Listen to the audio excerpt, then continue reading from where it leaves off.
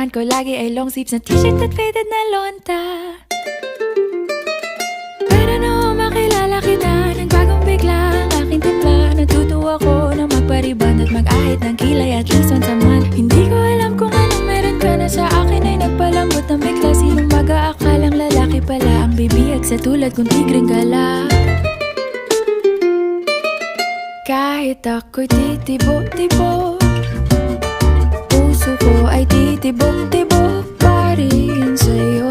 Isang halik mo lamang at ako ay tinatablan, at ang aking pagkababae ay nabubuhayan na para bang bulaklak na namumukadkad.